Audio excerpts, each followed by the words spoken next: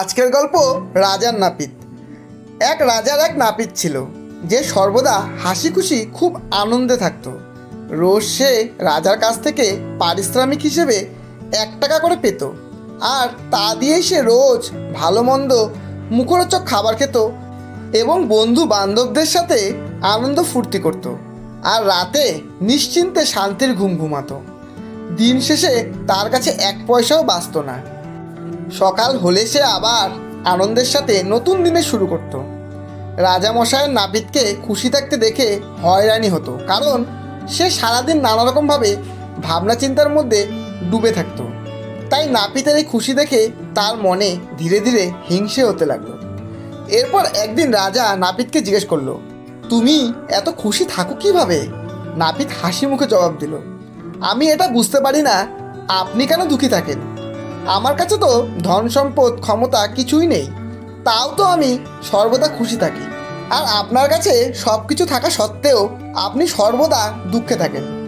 রাজা নাপিতের সমস্ত কথা তার মন থেকে জানালো আর বলল, আমার এই নাপিতের খুশি থাকার আসল রহস্য জানতেই হবে। মন্ত্রী একটি বুদ্ধি বার করলো। সে রাত্রে নাপিতের বাড়িতে গিয়ে তার ঘরের মধ্যে 99 টাকার একটি পয়সার থলি রেখে দিল। সকালে ঘুম থেকে উঠে নাপিত যখন তার ঘরের মধ্যে টাকার থলি দেখতে পেল, তখন সে গুনে দেখলো তাতে 99 টাকা রাখা আছে। তখন সে মনে মনে ভাবতে লাগলো, যদি আর 1 টাকা পেতাম তাহলে পুরো 100 টাকাই হয়ে যেত। তখন সে ঠিক করলো, আজ আর পয়সা খরচ করব না, দরকার হলে খালি পেটে জল খেয়ে শুয়ে পড়ব, তাও আজ 100 টাকা পূরণ করেই ছাড়ব। এরপর 100 টাকা তো পূরণ হয়ে গেল, কিন্তু তারপর নাপিত ভাবতে লাগলো, ধীরে ধীরে আরও পয়সা জমালে একদিন 200 টাকাও হয়ে যাবে। এখান থেকে তার মনে অশান্তি শুরু হয়ে গেল। প্রথমে সে বর্তমান নিয়ে ব্যস্ত, কিন্তু এখন সে ভবিষ্যৎ চিন্তা করতে লাগলো। ধীরে ধীরে তার আনন্দ শেষ হয়ে গেল। সে সারাদিন খালি উদাস মনে বসে থাকতো, কাজকর্মে তার আর মন বসতো না।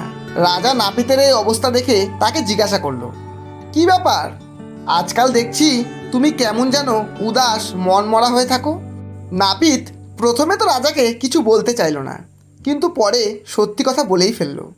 এক রাত্রে আমি 99 টাকা পেয়েছিলাম, তারপর থেকে আমার আনন্দ খুশি সব নিমেষেই হারিয়ে গেল।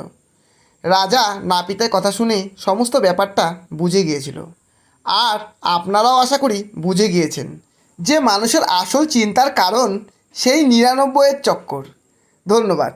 গল্পটি যদি ভালো লাগে একটা লাইক অবশ্যই দেবেন এবং বন্ধু ও প্রিয়জনদের শেয়ার করে চ্যানেলটি সাবস্ক্রাইব করে পাশে থাকবেন।